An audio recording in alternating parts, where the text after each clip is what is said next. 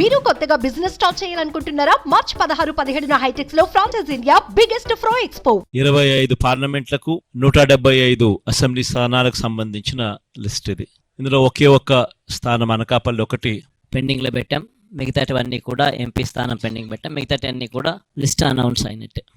ఎప్పుడూ చూడని విధంగా సామాజిక న్యాయము అన్నది మాటల్లోనే కాదు, చేతల్లో కూడా చేసి చూపించాము అని చెప్పి చూపించగలిగాము దేవుడి దయతో అని కూడా చెప్పడానికి సంతోషపడతా ఉన్నా. ఎందుకనంటే ఏకంగా అసెంబ్లీలో చట్టమే చేశాం. 50% పదవులు ఖచ్చితంగా నా నా నా నా అని సంబోధిస్తూ ఎస్సీలకు, ఎస్టీలకు, బీసీలకు, మైనారిటీలకు ఖచ్చితంగా 50% అమలయ్యేలా ఏకంగా చట్టం చేసిన ప్రభుత్వం మనది. ఇది నామినేషన్ పదవుల్లోనూ, నామినేషన్పై ఇచ్చే కాంట్రాక్టుల్లోనూ చట్టం చేసి అమలు చేస్తూ ఉన్న విషయం. ఈ చట్టం కూడా మనమే అమలు చేశాం. దానిని మనస్ఫూర్తిగా స్ఫూర్తిగా తీసుకుంటూ ఈరోజు 50% అంటే 175 అసెంబ్లీ స్థానాలు, 25 ఎంపీ స్థానాలు రెండు కలిపితే 200 స్థానాలు అయితే ఈ 200 స్థానాలకు గాను 100 స్థానాలు అంటే 50%, 50% ఎస్సీ, ఎస్టీ, బీసీ, మైనారిటీ నా నా నా అని పిలుచుకుంటూ 50% సీట్లు ఏకంగా వీరికే ఇవ్వగలగడం ఇది చరిత్రలో, ఆంధ్ర రాష్ట్ర హిస్టరీలో ఎప్పుడూ కూడా కని విని ఎరగని ఘట్టమని కూడా చెప్పడానికి చాలా సంతోషపడతా ఉన్నా. ఈరోజు ఒకసారి గమనించినట్లయితే ఏకంగా 59 స్థానాలు 200 స్థానాలకు గాను బీసీలకే కేటాయింపులు చేశాం. 175 అసెంబ్లీ స్థానాలకు 48 అసెంబ్లీ స్థానాలు, 25 ఎంపీ స్థానాలకు గాను బ్యాలెన్సు 11 స్థానాలు బీసీలకే కేటాయింపులు జరిగింది. ఆడవాళ్లకు కూడా ఇంతకు ముందు కన్నా బెటర్గా చేశాం. కానీ ఇది కూడా నాకు ఇంకా సంతృప్తిని కలిగించడం లేదు. బహుశా నెక్స్ట్ ఎలక్షన్లకు వచ్చేసరికి దీనిని ఇంకా వేగంగా కూడా అడుగులు వేయించే కార్యక్రమం చేస్తా ఉన్నాం. 200 స్థానాలకు 24 స్థానాలంటే 12% అక్క చెల్లెమ్మలకు ఇవ్వగలిగాం. కానీ ఇది కూడా నాకు పూర్తిగా సంతృప్తిని కలిగించే అంశం కాకపోయినప్పటికీ కూడా బట్ లాస్ట్ టైం కన్నా బెటర్గా చేశాం. బహుశా మిగతా ఏ పార్టీ కన్నా కూడా బెటర్గానే ఉంటుందని అనుకుంటా ఉన్నాను. లాస్ట్ టైం 19 ఇస్తే ఈసారి 24 దాకా తీసుకొని పోగలిగాం. ఇది కూడా ఒక విశేషమనే చెప్పాలి. కానీ నెక్స్ట్ ఎలక్షన్లకు వచ్చేసరికి ఇంకా దీన్ని ఖచ్చితంగా ముందుకు తీసుకొని ఇంకా పెద్ద సంఖ్యలో ఇంకా నెంబర్లు ఇచ్చే కార్యక్రమం ఖచ్చితంగా జరుగుతుందని కూడా చెప్తా ఉన్నా. ఈరోజు మనం రిలీజ్ చేసిన ఈ లిస్టులలో గమనించినట్లయితే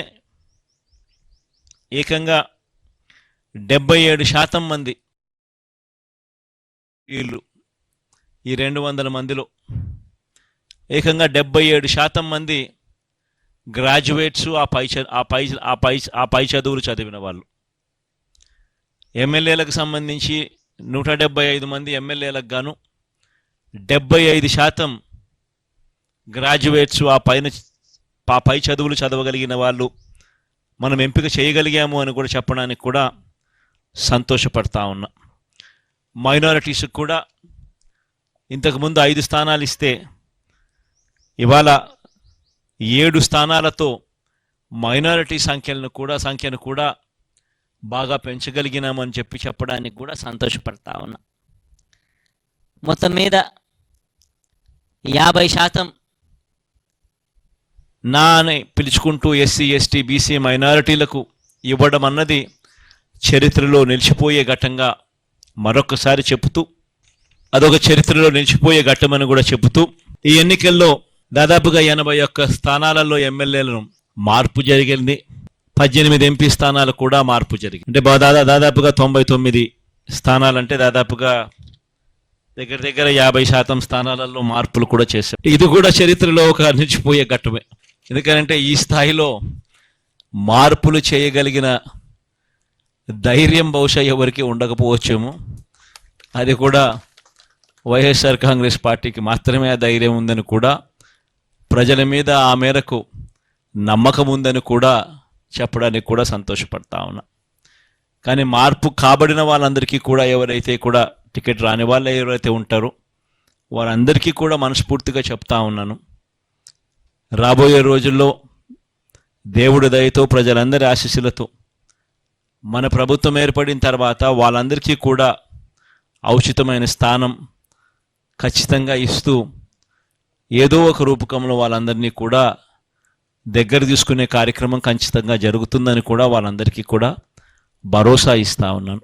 కానీ విని ఎరగని విప్లవాత్మక మార్పులతో ఈ 5 సంవత్సరాల పాలన సాగింది.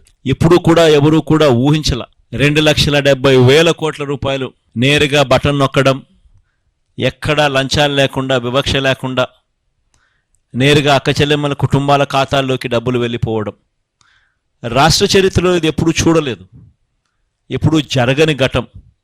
ఇలా చేయగలుగుతామా? లంచాలు లేకుండా ఇవ్వడం సాధ్యమేనా?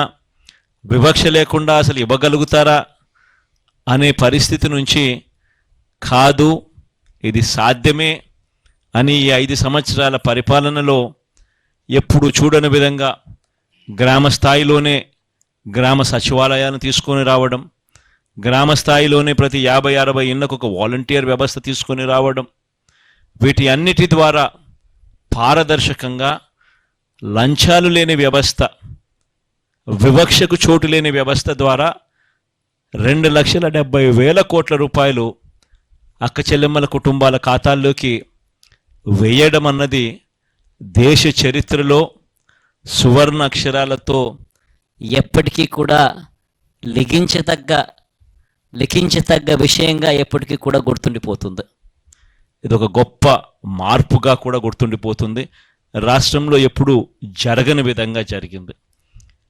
ఇవి ఒకటే కాకుండా గ్రామాలు మారాయి, గ్రామాలలో పరిస్థితులు మారాయి, స్కూళ్ళు బాగుపడ్డాయి, హాస్పిటళ్ళు బాగుపడ్డాయి ఎప్పుడూ చూడని విధంగా, వ్యవసాయం బాగుపడింది ఎప్పుడూ జరగని విధంగా, మహిళలకు విమెన్ ఎంపవర్మెంట్ ఎప్పుడూ కూడా జరగని విధంగా, కంటికి కనిపించే విధంగా మార్పులు చోటు చేసుకుంటూ విమెన్ ఎంపవర్మెంట్ జరిగింది.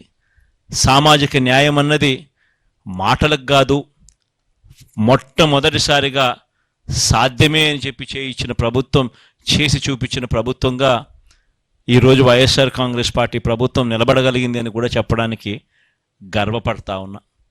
వీటి అన్నిటి వల్ల కూడా ప్రస్ఫుటమైన మార్పులు ప్రతి గ్రామంలోనూ కనిపిస్తూ ఉన్నాయి. ఈ మార్పులన్నిటి వల్ల దేవుడు ఆశీస్సులతో మళ్ళీ 2-3 నెలల్లో మళ్ళీ ఖచ్చితంగా ప్రమాణ స్వీకారం చేస్తాం. సామాజిక న్యాయం అన్నది ఇంకా గొప్ప స్థాయిలోకి తీసుకొని పోయే అడుగులు కూడా వేస్తామని కూడా ఈ సందర్భంగా చెబుతూ అందరితో కూడా సెలవు తీసుకుంటా ఉన్నాను. సుమన్ టీవీలో మీ పర్సనల్ అండ్ బిజినెస్ ప్రమోషన్స్ కోసం కింది నెంబర్కి కాంటాక్ట్ చేయండి.